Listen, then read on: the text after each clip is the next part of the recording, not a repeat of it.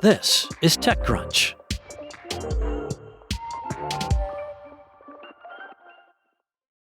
Spies working for Chinese intelligence are using job search and recruitment websites, including LinkedIn, to lure Western workers into sharing sensitive information. That's according to a joint advisory by the FBI, the UK's security service MI5, and the governments of Australia, Canada, and New Zealand. The advisory says that Chinese spies posing as online recruiters and human resources firms are representing fake companies purportedly located outside of China, and they target people with the aim of obtaining non-public information that might benefit Beijing. The advisory comes as governments continue to issue warnings about Chinese espionage, even as the US and the UK have tried to improve relations with Beijing of late. While Chinese spies often rely on hacking to steal information, the advisory underscores how spies also attempt to cultivate sources through public websites and communities.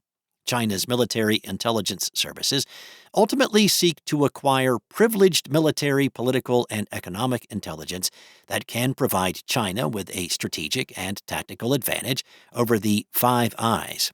Now, that is a reference to the decades-old intelligence collection alliance formed by the 5 countries behind the joint statement.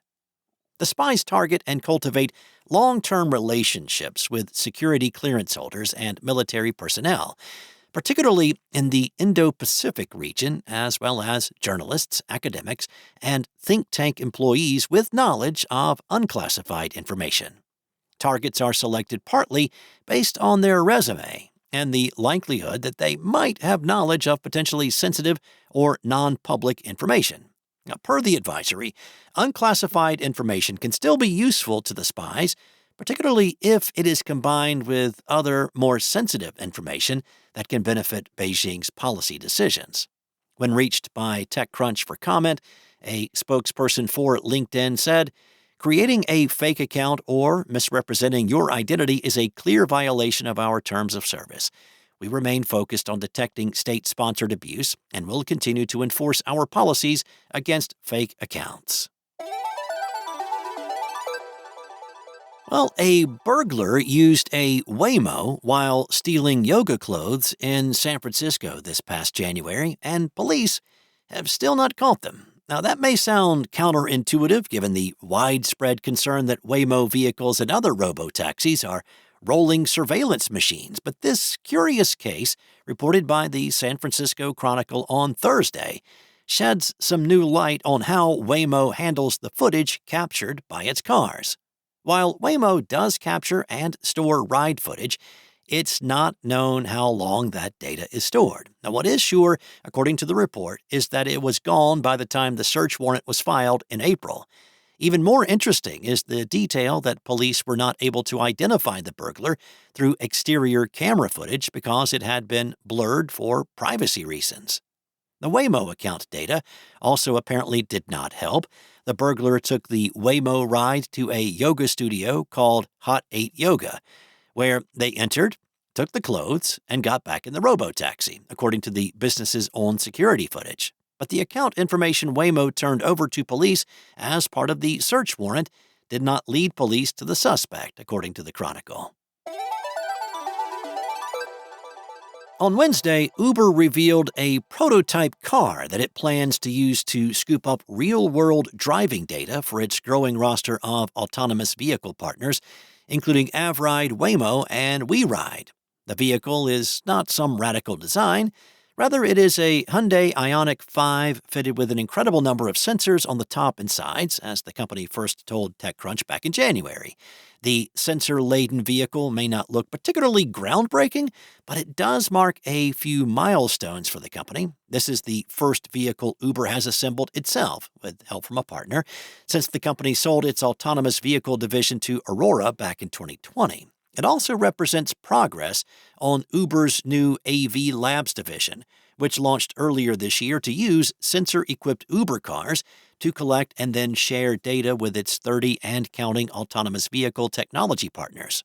Uber said Wednesday that it plans to roll out 500 of these kitted-out Hyundai EVs globally this year.